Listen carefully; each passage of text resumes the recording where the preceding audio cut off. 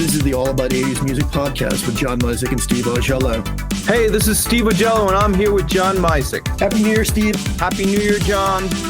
When rock singers in the 80s needed a way to show their sensitive side but still keep their edge, they did it through the power ballad, a slow-tempo song with a heavy-edge feel.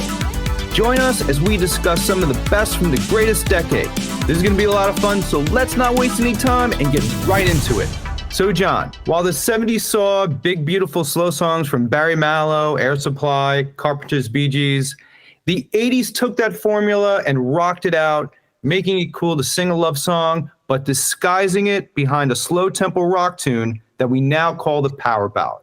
Looking at some of the rock bands from the 80s, as well as the pop artists that took a dive into this musical structure, I'd love to get your initial thoughts on this special type of song that people in our generation have a certain soft spot for. You know, Steve, Cambridge University's Press academic journal Popular Music says that it defines the power ballad as a song that uses both a musical formula based on constant escalation and expressive formula that combines the euphoric uplift created by rousing music with sentimental themes and ploys. But I don't really think that does it full justice. The power ballad, Steve, for me at its peak was the essential 1980s love song. They're the slow dance with the girl at the high school dance that you finally pluck up the nerve to talk to. They're the pivotal love scene moment in a movie like Top Gun. They're the moment in the live show when the lighters come out and the couples join hands and sway in time to the music. They're schmaltzy, but, you know, they can be transformative too. Absolutely, and well said. What's your first song on the power ballad list today? You know, Steve, we're talking a lot about, when people think about the power ballad, they think about heavy metal bands, but I'm gonna take a left turn out of the gate. My first pick is Through the Barricades by English new wave poppers, Spandau Ballet, you know, best known on These Shores for True, for Gold. They kind of thought of as an easy listening band. But Steve, in 1986, burnished by a couple of years of touring on the road behind the Parade album, Spandau, in the words of the lead songwriter Gary Kemp, became a fully fledged rock outfit. And they made a record in Through the Barricades that reflected that: heavier guitars, heavier drums, really dramatic vocals from lead singer Tony Hadley. And Through the Barricades, you know, Kemp and the rest of Spandau regard this as their finest moment on vinyl. Opens softly with a finger-picked acoustic guitar line, you know, a couple of verses, a couple of choruses, and then kablam! John Keeble comes in on drums, Kemp comes in on electric guitar, and the song really takes off. There's a lovely soprano sax line by sax player Steve Norman. And this was a deeply personal song for the band.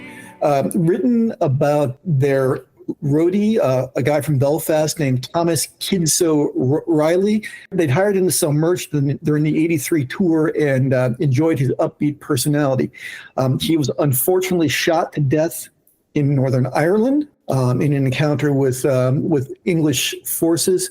He later became the first British soldier convicted of murder while serving in Northern Ireland. And later on, while Spandau were staying in Ireland, someone took Gary Kemp to the scene of where this was, and the barricades there, and the song just kind of flowed by itself. It's about reaching across barricades, about reaching through divisions to try to find healing and peace. And, you know, it never really took off on our side of the pond, Steve, but it was pretty massive across the Atlantic. Number 2 in Spain, number 3 in the Netherlands, number 4 in Ireland, number 6 in the UK singles chart. And when you ask people in Europe what they think of, and they think of Spandau, sure, they think of True, but they also think of Through the Barricades. Nice. I had no idea that it was a top 10 charting hit in Europe. That's pretty awesome. But, you know, I had to go back and re-listen to this song just to convince myself that it was truly a power ballad. And the reason, of course, is because when you think of Spandau, the words power ballad really don't immediately come to mind, but this song definitely fits. It was released in 86, so it was right in that sweet time spot. I loved the video that showed Tony Hadley in his short debonair haircut, and it was nice to see that the band was dressed in all black, which was a total change for them. So kudos to Spandau for throwing us a curveball on this one, and a really solid single as well. Absolutely. Steve, your number 1 pick. I'm starting off with Journey's Open Arms. And the reason I'm doing this was because the song was recorded in 1981 and released in January of 1982. And for me, it signifies the first ever power ballad. It also, I feel, provided the structure for all of the power ballads of the 80s that followed it. So if you look at the evolution of the power ballad, it really all started here with this song, and then it morphed into sort of almost paradise, and then it picked up tons of heaviness in the mid-'80s by all the hair bands. If you look back on Journey, following Greg Raleigh's departure, keyboardist and songwriter Jonathan Cain joined Journey in 1980, and that's where the group transitioned from being sort of this jam band to a classic rock sounding band, and then turning into the pop rock band that they're known for and they're famous for and that we all love Journey for now. It was Jonathan Cain who introduced Open Arms and the song Faithfully into the band's repertoire. And that really changed the future of Journey and the future of rock music going forward. The song Open Arms was perfect because it featured a beautiful song that Jonathan Cain played piano on, but it also had the incredible talent of Neil Schon doing his thing on guitar. That combination, along with Steve Smith on the drums, really set the stage for all of these ballads going forward. It was copied, in my opinion, from all the bands that came after them through the decade. And it was that recipe that showed the rock guys and girls how to write a meaningful song while still showing your sensitive side and still keeping your edge. So it's this song that holds for me really the recipe for all the power ballads that followed. And I think it's important to note, and you touched on this in your opening, that when people from our generation think of their prom song, in most cases, it's the power ballad from the 80s. Yeah. Steve, ironically enough, this was a song that almost didn't make it onto Escape, the album where it appeared. Cain began writing the song while he was still a member of the Babies, which famously featured John Waite on lead vocals. Waite turned it down because, quote, he thought it was sentimental rubbish. Cain eventually finished writing the song with Steve Perry. They changed the key from A to D and tweaked the melody slightly. Neil Schon reportedly disliked the song because, quote, it was so far removed from anything Journey had ever attempted to record before. Steve Smith recalled that Schon thought it sounded, quote, like Mary Poppins, and the other members didn't like it because they were against performing power ballads. But Steve, they included it. It was a decision that ended up paying them dividends because Journey kind of cornered the market on power ballads from there on out. Showcasing Steve Perry's multi-octave range really became, their bread and butter. But it was one of those moments where if history had zigged instead of zagged, who knew what would have happened? That's right. Kudos to Jonathan Cain for launching this whole different subgenre of rock music. And I will note before we leave this, it has been covered on multiple occasions by no less than Mariah Carey, Dolly Parton, Celine Dion, Barry Manilow, and Steve, if you want to audition on The Voice or American Idol or X Factor, you're probably going to be trotting out Open Arms. It's been a mainstay on there as well. All right, John, who do you got? Steve, I'm going to zip across the border to the north to Canada for What Does It Take by Canadian big rockers Honeymoon Suite, from their second album, The Big Prize, produced by Bruce Fairbairn. If American listeners know this song, it's because it was the coda to a film called One Crazy Summer, starring John Cusack, Bobcat Goldthwait, the guy who played Booger, whose name escapes me at the moment. It's one of those savage Steve Holland movies that were such a staple in the 1980s, Better Off Dead being the other one. Steve, this is, again, one of those power ballads that's got it all. It's got the emotive lyric. It's got the overwrought vocals. It's got the keyboard solo, followed by the guitar solo, followed by the bridge, and then my personal favorite, the gear shift key change in the final chorus, where they take the song up a full step, just building on the emotion and building on the drama. It's got a keyboard hook for days. Honeymoon Suite never really made a big dent in the American charts. It was there, but it kind of quickly came and went in the summer of 1986. But I've always had a soft spot for this one. I'm really happy that we have an opportunity to talk about Honeymoon Suite. They were a band that so many of us have nice things to say about. And to me, they were similar to that band Jafria, if you remember Jafria from the mid-'80s, in the way that they both came out with a couple of great singles and everybody liked them, but then you really didn't hear too much after that. This song has such a memorable melody that really sticks with you.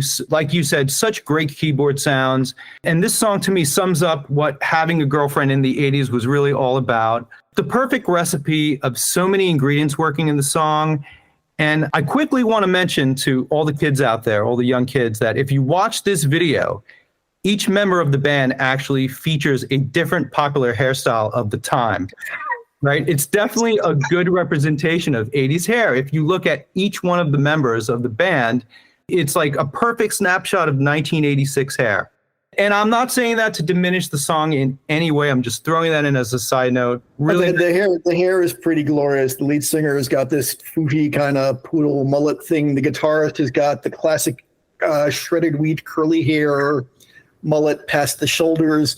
You got the bass player in the black sleeveless cutoff T-shirt. The keyboard player with the ponytail back behind. Yes, that's right. Perfect, like 1986 dude right there on the keyboards. It was peak mid 80s in that band. I will say that. All right, so Micek, I'm going with "Is This Love" by Whitesnake from 1987. And so for me, this is definitely one of the best power ballads ever written, my personal favorite. What I always found interesting about this song was that it was one of the power ballads that really illustrated that the drums could be played at full force during a slow, beautiful song. What I really want to focus on is the huge gorilla on this track, which of course is the guitar solo. One of the very best guitar solos of all time. Like I tell my son, who's just learning how to play guitar now, it takes somebody really extremely skilled to play a guitar solo of this level, both in feel and in tone, and also in the execution, played by John Sykes with his signature guitar tone. This solo couldn't have been played by anyone else other than John Sykes. When you close your eyes and you listen to this solo, you can feel it so deep, and it's really unlike any other piece of music out there. And by the way, I'm not talking about the guitar solo that's cut on the radio edit that so many of the rock stations have been playing over the years. I'm talking about the full guitar solo that's on the album version. And if you look there on the YouTubes and all the other streaming services, you can find a new remastered version of the song that has the solo in a bit of extended form. Just a few years ago, David Coverdale released a bunch of remasters. It's definitely worth seeking out. It's one of the best guitar solos of all time by one of the best rock guitarists of all time, and one of the most loved power ballads by the legendary David Coverdale and the extremely talented John Sykes on the Whitesnake 87 album. Just the greatest. You know, Steve, the proof is right there in the numbers. Classic Rock magazine ranked it number 7 in their top 40 greatest power ballads of all time. I will confess, I was never much of a Whitesnake fan back in the day. I was fully into my new wave era, despite my picking Honeymoon Suite and their enormous hair just a couple of minutes ago. You and I have talked a lot about the Rock on Tours podcast that Gary Kemp and Guy Pratt host, and how Coverdale's now come on there 3 times and has been absolutely hysterical.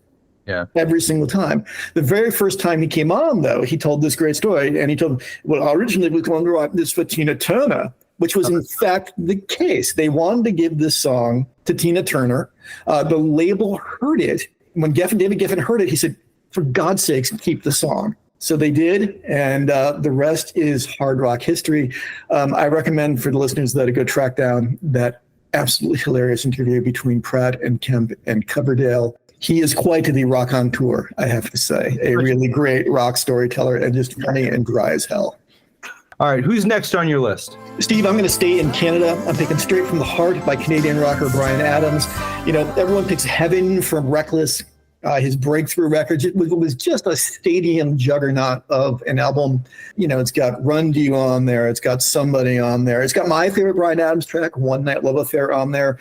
And the reason that I picked that one is because it was in a montage scene in maybe one of my favorite 1980s films, Real Genius, starring Val Kilmer, where it was proven that you could be cool and funny and smart, and a tremendous inspiration to a much younger me. This song was written by Eric Cagna, a Vancouver singer-songwriter, and Adams contributed the bridge.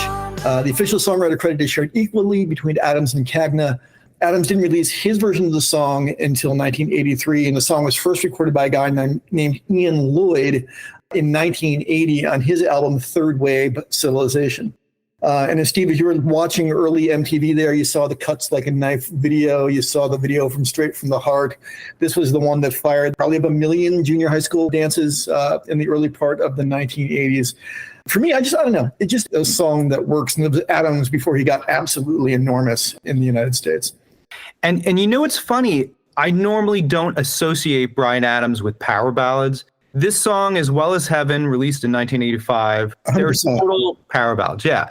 And it really speaks to the talent of Bryan Adams' songwritings and the songwriters that he was associated with and how he put his albums together.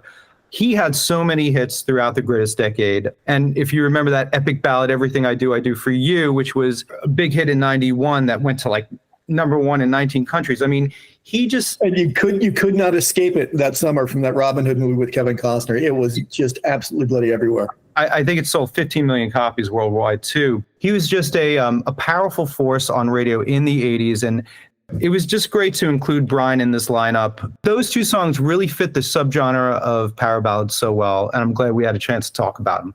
We would be remiss if we didn't mention the secret weapon in Adams' arsenal, his producer and co-writer, a guy named Jim Valance, who was kind of the Bernie Taupin to Bryan Adams's Elton John. He was the studio wizard. He was heard but never seen, really contributed a lot to Adams' body of work down the years.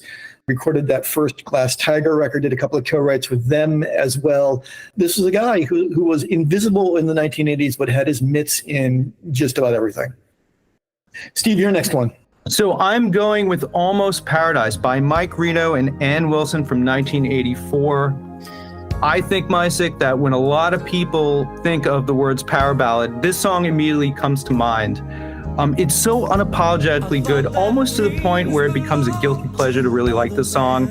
I always liked Mike Reno, and I was happy that he ventured out from Loverboy to team up with Ann Wilson, who's such a phenomenal singer. It was great that they scored this hit together in 1984, along with Eric Carmen, who wrote the song. Eric Carmen, wrote Hungry Eyes, wrote the 70s huge hit All By Myself, one of the saddest songs of all time. And it was part of the iconic movie Footloose. I was really looking forward to Mike Reno having some success on his own with this song, away from Loverboy. After the song, he just kind of decided to stick it out with Loverboy, and that was fine because I really love all those Loverboy songs so much. But I think Ann Wilson, too, she was kind of testing out the waters of a solo career. Obviously, she went back to Heart as well. They just had a mega decade in the 80s, like from 1985 to 1988 with all of their hits. They were so huge. So I would probably say this is one of the most famous of all the power ballads, and a damn good one at that. Steve, I will say that this was in the spring of 1984, the theme of the final junior high school dance of the year for me, Almost Paradise, because, it was almost summer. So we were almost at paradise. It was heavy-handed in only the way a 14-year-old could be in 1984. This came off that hit-laden Footloose soundtrack, the Kenny Loggins title tune that was inescapable. Let's hear it for The Boy by Denise Williams. And of course, I will admit the song was never really my cup of tea, but if I break it down empirically, I recognize it for the sheer juggernaut that it was. We'll talk about Heart in a couple of minutes. They just went on to have a massive decade in the 1980s. And I will say, I think you and I have talked about this before. I actually went to see Loverboy in the summer of 1986, but that's only because the Hooters were opening. And sorry, Mike Reno, we left after the Hooters set, my buddy Dean and I. What can I tell you? God bless him. It was a great song. It was they was lightning in a bottle between two gigantic voiced vocalists. Great song. Who's next on your list? All right. So, Steve, I'm going to toggle back up through my notes here. And I'm going with The Smile Has Left Your Eyes by English prog rock poppers Asia. I will say this. My wife wanted me to pick Only Time Will Tell from their debut record. This one comes from their second album, Alpha. And after this song, they would never again bother the U.S. charts in any meaningful way. John Wetton, the late John Wetton, the bass player and vocalist, wrote this a song about his bandmate Jeff Downs, the keyboard player. In a magazine interview, Wetton said, quote, he was going through a complete emotional turmoil over a girl about a year and a half ago. Identified so strongly that I went home and wrote the song in 5 minutes, sat down at the piano, and boom, there it was. The video for this one is pretty iconic. It's the band scoring a French TV show about a relationship breaking down. And this song's got a couplet that I've been carrying around, Steve, I swear to God, for the last 40 years that I can call up in my mind in almost seconds. And I become a Rolling Stone. I don't know where to go or what to call my own. It's that yearning. It's that broken heart thing. You've got some sublime keyboard work from Downes. You have powerful drumming from Carl Palmer, the guitar work from Steve Howe, and of course Wetton's wonderful and emotive voice. It's got kind of everything in one package. Anything Asia is always welcome here on this podcast. I'm sure you would agree.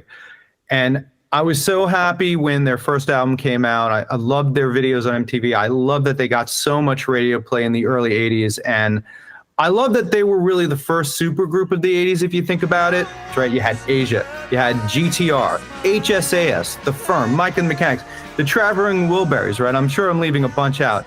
But what a great time for music. And so many of us are so lucky to have enjoyed the musical experience in real time. This album, Alpha, boasted Don't Cry, which to me is an equally strong song as the two hits, Heat of the Moment and Only Time Will Tell from the first album. But The Smile Has Left Your Eyes, I think, is the closest thing to a power ballad of all their songs. But to me, it's not even really a power ballad. It's more of like an epic, dramatic power ballad anthem, if you will. Just fantastically big and wonderful. Anytime a gong makes its way onto a song, it's huge, right? This song is just another reason why we love Asia so much. Yeah, again, they wouldn't bother the American charts after this one, but as a musical statement, it's a pretty great bit of operatic stadium pop. It's unfortunate that John Wetton is no longer with us, but the rest of the guys are still doing their thing. Your next one, Steve. Okay, so I'm going with Against All Odds, Phil Collins from the great year 1984. And Micek, there are just those songs that when you hear them, make you involuntarily start to cry. This is one of those for me. It's such a profoundly beautiful, deep song. And the contribution that Phil Collins made to the greatest decade was so immense. And this song is a very good example of his diverse talent. Everybody talks about the drum fill to In the Air Tonight, but the drum fill on this song for me is just as equally as powerful and also placed in the perfect spot in the song that allows the track to just explode from there. And him belting out the last few choruses towards the end on this song just really hits you so hard. And by the way, it was done without any heavy guitars. And I wanted to ask you about this, how it makes the power ballad cut for you, because it doesn't exactly hew to the formula. You could call it on the fringe, just like the Asia song. But even though there aren't any heavy guitars in the song, as soon as those drums kick in and it's got like the ride, it's got like that power ballad beat. It's hard. It's heavy. I listened to it again. Make sure that it was power ballad worthy, and it's 100% on. Steve, there's a fascinating story behind this one. As I was going through and doing the research, Collins' approach to write this song is the title track to the film Against All Odds, with Jeff Bridges and Rachel Ward and James Woods, came out in '84. And at the time the soundtrack was being completed, Collins was on tour with Genesis. The director, Taylor Hackford, flew into Chicago to see one of the band's shows. Collins watched the movie on video cassette and agreed to do a song for the soundtrack. So he had this song kicking around, originally called How Can You Just Sit There, that he wrote during the sessions for Face Value, his 1981 debut solo record. It kind of fell off the table because it didn't really fit with any other tunes on the record. It didn't get included on Hello, I Must Be Going, the follow-up solo LP. Eventually, Collins presented the demo to Taylor Hackford, and he loved it. And then Collins wrote the song to fit the film. And then Arif Mardin produced it, and they worked on it while Collins was on tour, coming on and off tour. The piano performances by a New York musician called Rob Muncie. And then Arif Mardin recorded keyboard, bass, and strings and that kind of stuff and pulled it all together. So this is like one of these great moments, Steve, again, where it's like this is a Phil Collins cast-off in a way. And then, kaboom, the alchemy happens, and there it is. It was magic. And you could hear it in the song. You could hear it in the song. And just before we leave that, I remember the video and Collins singing it with the water falling behind him. And you could tell that it was written specifically for the film, the lyrics reflecting scenes in the movie. Beautiful. Steve, for my next pick, I'm going with Patience by Guns N' Roses, an acoustic-driven song from their second album, Lies, that came out in 1988. It was released as a single in 1989, peaking at number 4 on the Billboard Hot 100. It's all acoustic, recorded in a single session by producer Mike Klink, and it's the video, if you remember it, is just the guys sitting around in a circle playing the song and Axl singing it. The motivation for the track is generally accepted to be the troublesome relationship between Rose and his now ex-wife, Erin Everly, although that was never explicitly stated in interviews. Everly was also the inspiration for their breakout track, Sweet Child of Mine. Duff McKagan said that Axl came up with the lyric and the rest of the song just kind of fell into place. There's just some really great acoustic. There's no bass, there's no drums. It's all acoustic guitar work, but it's one of those great sort of like, and we were used to this big anthemic stadium rock, Guns N' Roses. So for them to turn around and come out with this like 100% acoustic song was a really great artistic left turn, I thought. It's good. And I would call it sort of like a quiet power ballad. It was sort of like the polar opposite, within that subgenre of power ballads. But yeah, great pick. I was never into Guns N' Roses too much, but I mean, this song was huge. Still gets tons of radio play today. So definitely stood the test of time out of all the different songs that we're talking about here. All right, Steve, what's up next for you? So I'm going with Home Sweet Home by Motley Crue, released in 1985. I think we were all surprised and shocked when Tommy Lee played piano on that video for the first time. And it was a real change for the Crue when you look at all the songs that preceded it. But it became an immediate hit in 1985 throughout all of 1986. And like a lot of those Motley Crue songs, they're straightforward, no nonsense, feel-good tunes that you just want to rock out to, that put you in a happy mood. Steve, again, as much as you were never a Guns N' Roses guy, I was never much of a Motley Crue guy. But again, I recognize this song for what it is. It got a remix, I'd add, in 1991, becoming Home Sweet Home 91, with some instrumental overdubs for their Decade of Decadence compilation record. If you're particularly diligent, I think you can probably go ferret that one out. Yeah, I remember the guitar breaks. I remember sort of the stadium drama, and the video with footage of them on the road playing the song. It was very much the traveling rock band on the road thing, wanting to be home sweet home, a very 1980s kind of thing to do. But that was something that they did very well at the time. All right, Steve, my final pick in our regular countdown of songs here before we delve into honorable mentions. We were talking about Heart a couple of minutes ago. I'm picking These Dreams from 1985, written by Martin Page, who co-wrote your favorite song, We Built This City. In addition to King of Wishful Thinking by Go West, one of my favorite later 1980s songs. They originally offered to Stevie Nicks, who turned it down. Heart had just signed a new deal to Capitol Records, and while they'd previously written their own material, they were impressed by the song and agreed to use it on their upcoming LP. Nancy Wilson doing the lead on this one instead of Ann Wilson, a slightly more understated vocal, and it had this kind of gauzy kind of fantastical music video, but a hope that you just could not escape. It was weird for me to see Nancy sing this one. I think that was when there was some sort of inner turmoil going on within the band, and the record company was sort of pushing Nancy to do some of the vocals. But I got to tell you, for me, Ann was always the better vocalist. I saw a bunch of live shows that they did in the early 2000s. Towards the end, Ann would always invite a contemporary great vocalist on stage to sort of sing, one of the last songs with her. And she always blew him away, no matter who she was singing with. And just a powerful, fantastic voice that's aged really well. She still sings as good as she did 10, 15, 20 years ago.